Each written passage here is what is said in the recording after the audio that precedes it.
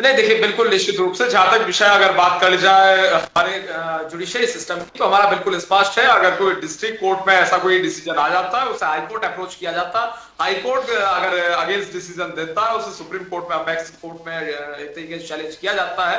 तो निश्चित रूप से ये बिल्कुल स्पष्ट है और पूर्ण रूप से सबको अधिकार है, सबका अधिकार है एक जी जी, बोलिए तरीके से बोलिए। हायर अथॉरिटी को, हायर कोर्ट को अप्रोच करने का, तो उसका पालन निश्चित रूप से किया जाएगा। और जहां तक विषय आज केजरीवाल साहब का, तो केजरीवाल साहब जिस प्रकार से मीडिया राइट्स दे रहे थे और जो कुछ देखने को मिल रहा था, मुझे लग रहा है ये पूर्ण रूप से, अगर बात करें जाए मुंबई की, तो अभी आपके सारे मुंबई के, पूरे मुंबई के जो दर्शक सभी लोग देख रहे हैं, वो भी इस चीज की उम्मीद कर रहे हो कि अगर केजरीवाल साहब मुंबई आ जाए, तो शायद सलमान खान और शाहरुख खान का जो करियर है वो खत्म पड़ जाए।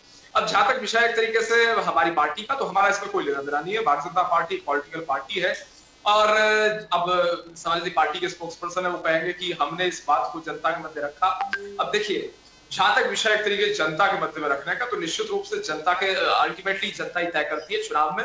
तो जनता ने मुंहतोड़ जवाब वोट की चोट के माध्यम से आम आदमी पार्टी को दिया, ये भी बिल्कुल स्पष्ट है। और रही बात जहां तक विषय एक तरीके से आरोप प्रत्यारोप, तो मैं समझता हूँ इसमें आरोप प्रत्यारोप इसलिए बेनिफिशियल नहीं है क्योंकि भारतीय जनता पार्टी का इससे कोई लेना देना ही नहीं है।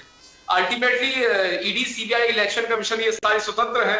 और ईडी की अगर बात कर जाए, ईडी पूर्ण रूप से स्वतंत्र एजेंसी है, जांच एजेंसी है वो पूर्ण रूप से स्वतंत्र है। स्वतंत्रता पूर्वक वो तथ्यों के आधार पर जांच करती है और उस आधार पे कोर्ट में वो मैटर जाता है। वो कोर्ट तय करती है जेल भेजना है, बेल देनी है, या फिर एक तरीके से बरी कर रहा है, क्या कर रहा है क्या नहीं कर रहा है, वो कोर्ट का एक तरीके से डिसीजन होता है। उसमें बोलना मैं जी जी। समझता हूँ किसी रूप में ठीक नहीं है।